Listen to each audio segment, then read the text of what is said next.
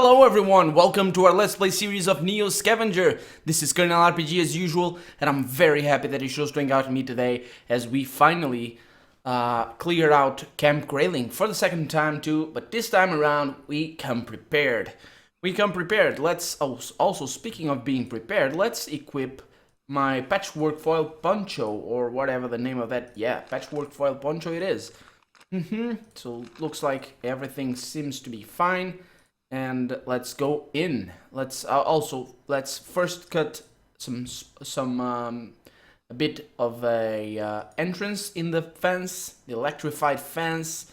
And fortunately, after some tentative testing, it appears that your attire mostly shields you from the emissions. Let's enter Camp Grayling, and what?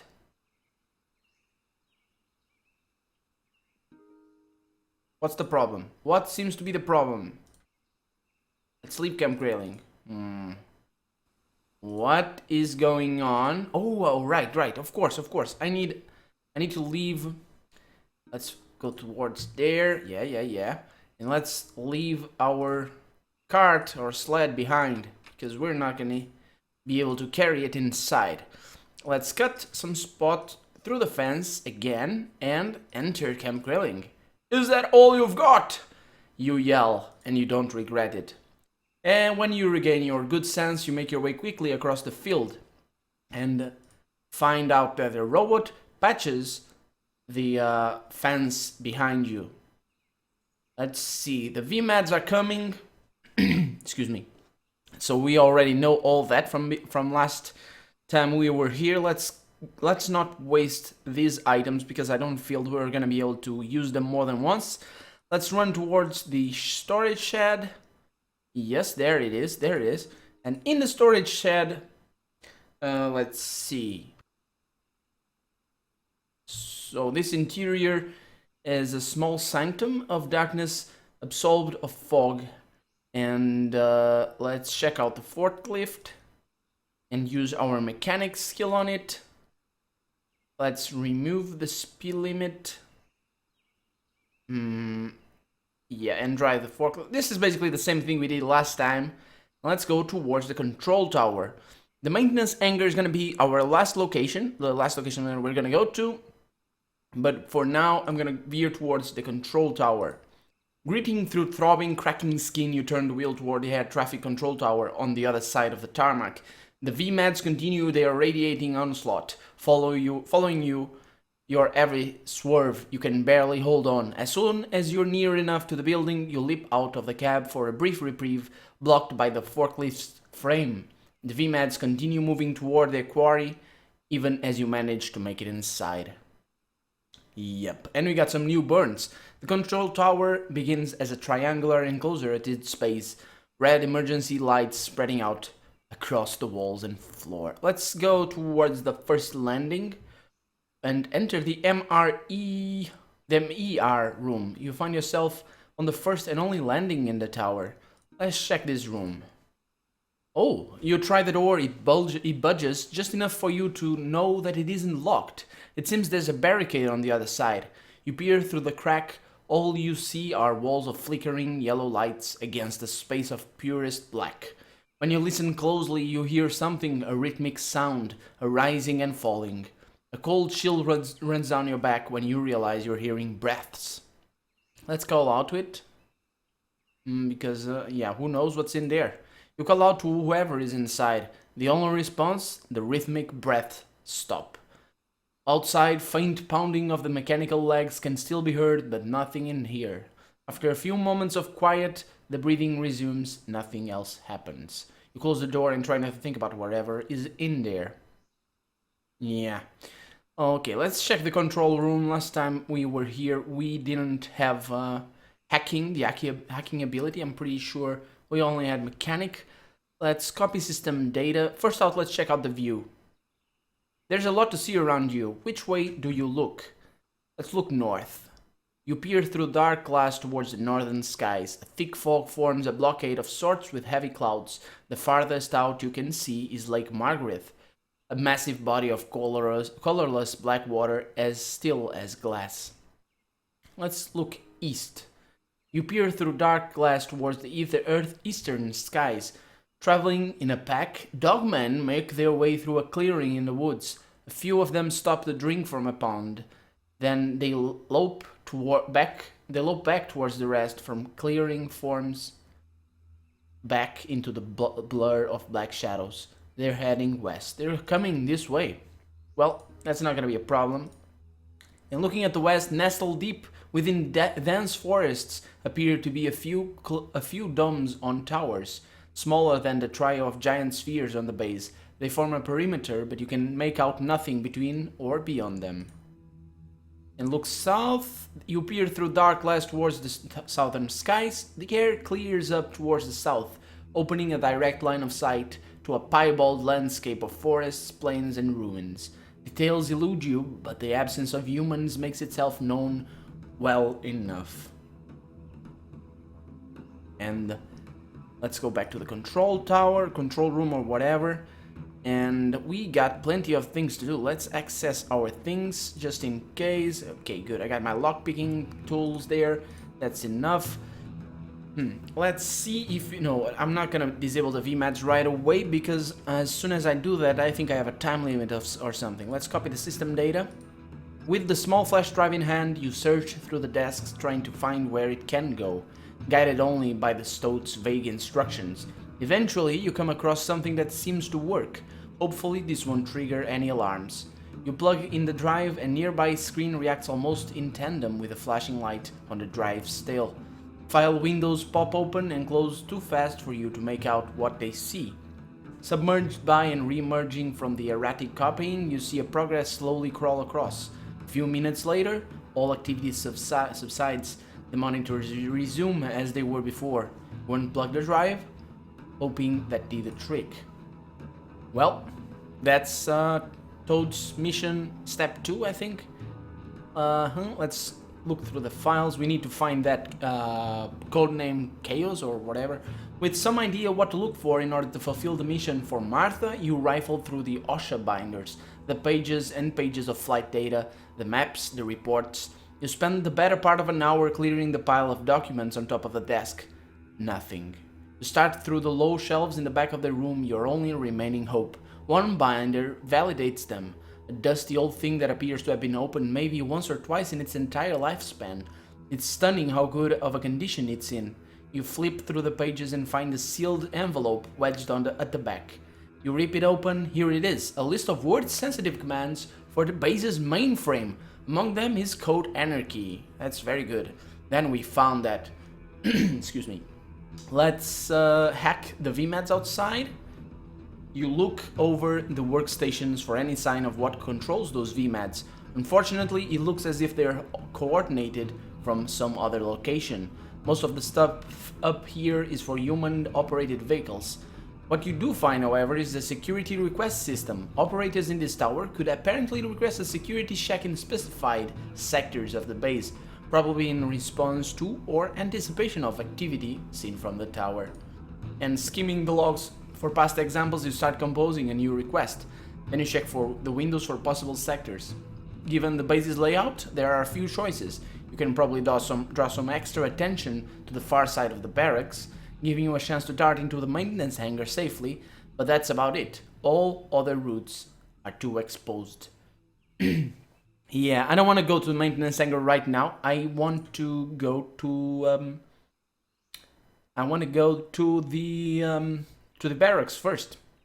Let's not send a request and let's get down to the ground level and leave. And right now, sleeping outside, you have but a few seconds to make your next move before those VMATs pin you.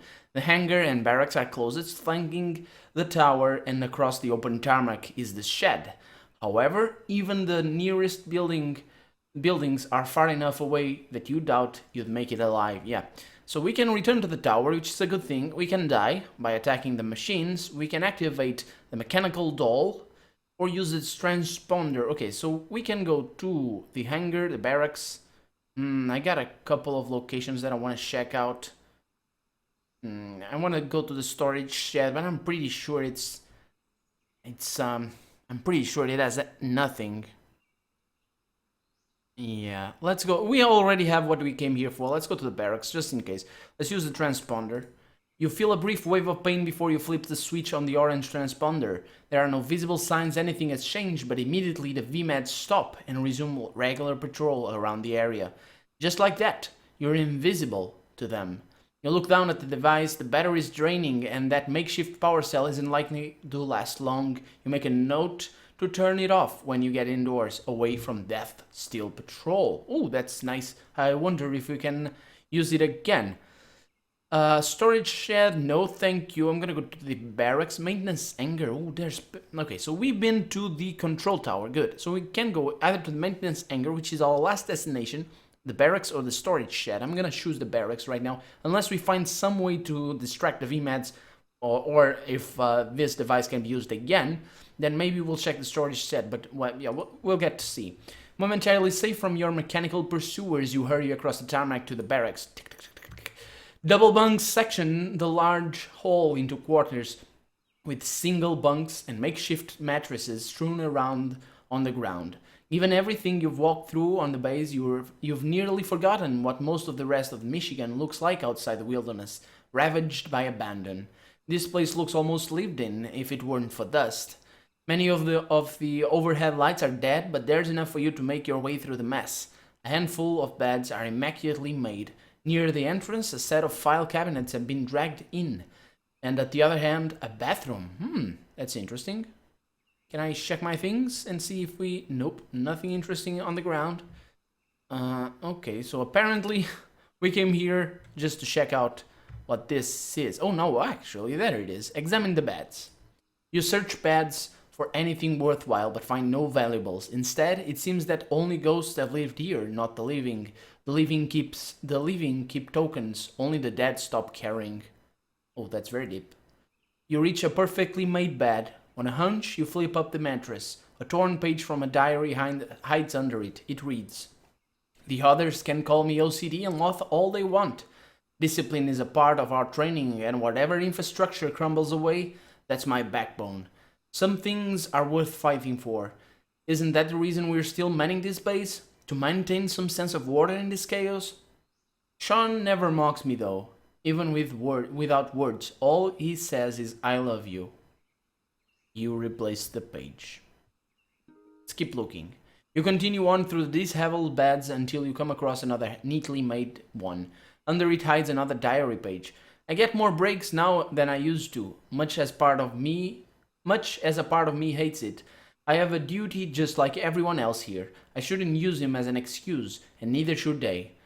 I make the best of it, though. More time to write, more time to hide it from prying eyes. He's always so quiet when he's with me. I feel such ease around him, and that's becoming a rarer thing these days. I keep thinking it couldn't possibly get worse, and then it does. There's a talk of abandoning the base altogether. But how could we? People are depending on us. On me. We replace the page again. Let's continue checking. A third tired bunk, and as expected, another entry. Tidied bunk. Major said it was a done deal. We're running thin as it is, and there's less and less to protect up here. People are fleeing to the south, but I fought hard with him on it. Eventually I convinced him. Instead, we'll just be going on a supply run. No more than a day. We'll protect Crawford County yet. I know how dangerous it is to cross the woods. He's always quiet in my arms here. But not elsewhere. We can take the risk. Anyhow, it's only for a day. I'll leave off my pendant with him and all of my love. It's only for a day. It's only for a day. Oh, an ID card falls from the folds. That's interesting. An ID card. I wonder what that is from. Can't I check it? Well, apparently I can. Let's go through the file cabinets and see what's in there. You shuffle through various schematics, building plans, base layouts, and the drafts of each mixed together. Personnel files add some variation to the jumbled records, taking away more of the hour to sort through. More of the hour. Taking away more of the... Okay. You come across the one file for a Corporal Stanley This honor... So he's Chinese. Stanley dishonorably no offense. Dishonorably discharged. You're not sure why he stands out from the rest. You can't place him, but there's a lingering recognition there. Like you've studied that face and depended on it. So maybe this guy, Chisholm. Yeah, I think it's his name. Corporal Stanley Chisholm. You grab one of more interesting documents before moving on. Blueprints of the VMAT system. Ooh, that's interesting. Can I... Okay, so I'm gonna equip this again. Interesting. That's very interesting. Head to the bathroom and see what's in there. It first seemed that the communal bathroom's light had been turned off, but as you approach, you see a flickering outline along the inner fringes of the door frame. You stand in front of it, listening to the quiet click, click, click of the light, a testament to how quiet it is in here despite the space's potential for echoing. You can't explain it, but you shiver when you reach for the door. It's locked. Let's pick the lock. As the door creaks open, you freeze in place. Oh no. Oh no. We are not gonna die here, are we? The light flickers on and off, a black mass directly opposite you. Whited eyes pointing into your own, snarling teeth, and the bones of its ribcage protruding from its furry chest. So it's dead. As the flashes continue, we piece together an image of the dogman, starved to death and partially burned on off its body. The inner side of the door is weakly scratched, a far cry from what these creatures are capable of. Glass shards scattered at its feet. Above, a narrow window lies broken. You find traces of vomit near its mouth and a dried puddle in front of it with hints of brown. There, shining in brief moments of life, is a half-green heart. A green half-heart necklace. Ooh. Seriously? What the hell does that mean? Is that something that I can pick? Well, let's examine the beds again because... Yep, yeah, it's just the same notes. Let's leave and see what we can do. We'll use the transponder. That's very good. That is very good. I'm not sure if I'm gonna be able to use it again though. That's not such a good prospect. Let's use the transponder again. Yeah, should hold.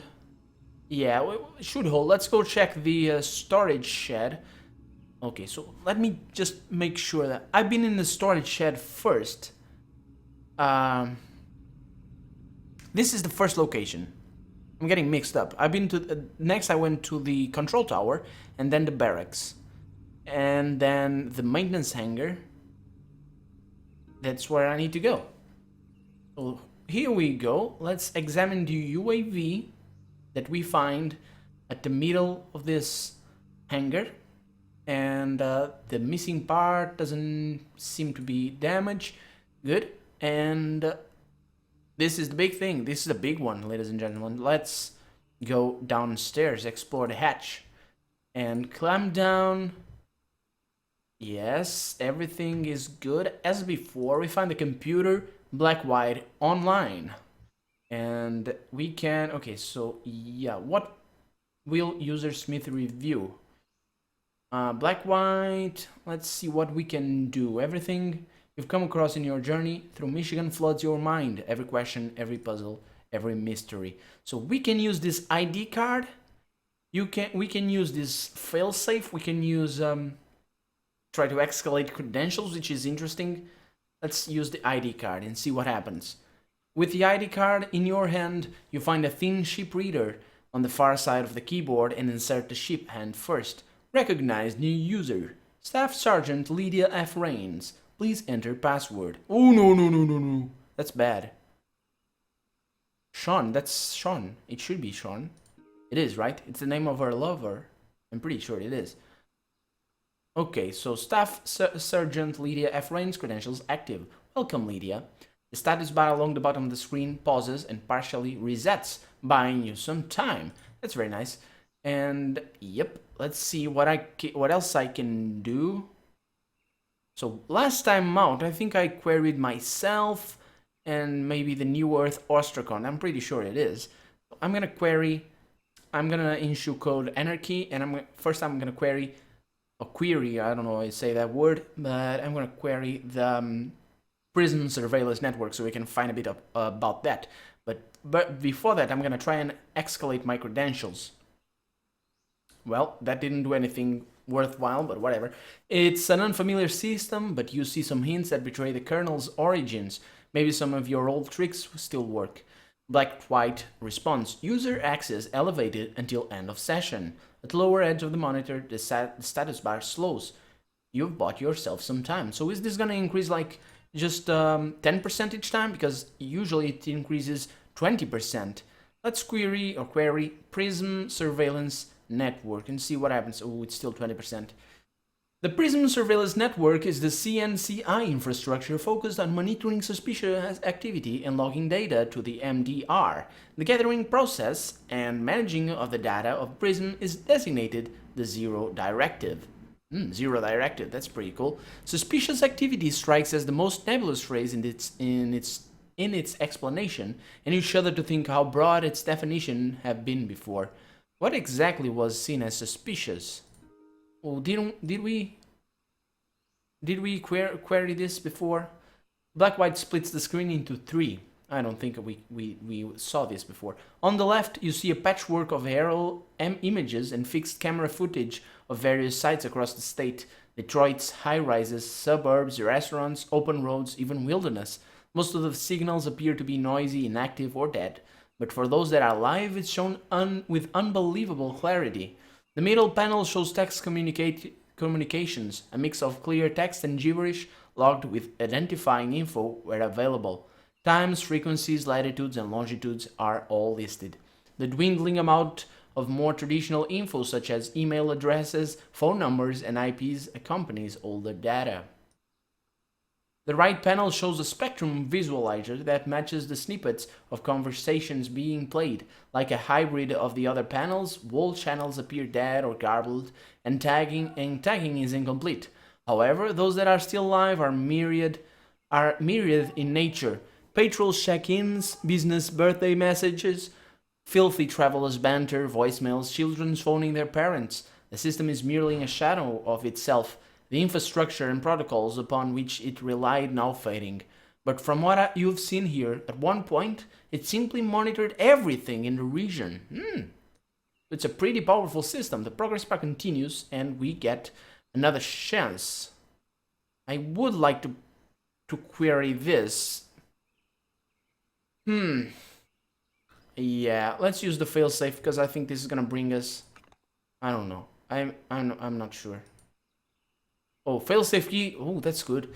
You search the desk for a corresponding slot to the failsafe key, but the desk is clean. It's then that you notice the keyboard isn't completely anchored in place, only on the far 2 corners. You flip it up. A keyhole switch sitting squarely in the indentation proves a perfect fit. Engaging failsafe. Black-white response. User access elevated until end of session. At the lower edge of the monitor, the status bar slows. You've brought yourself some time. That's good.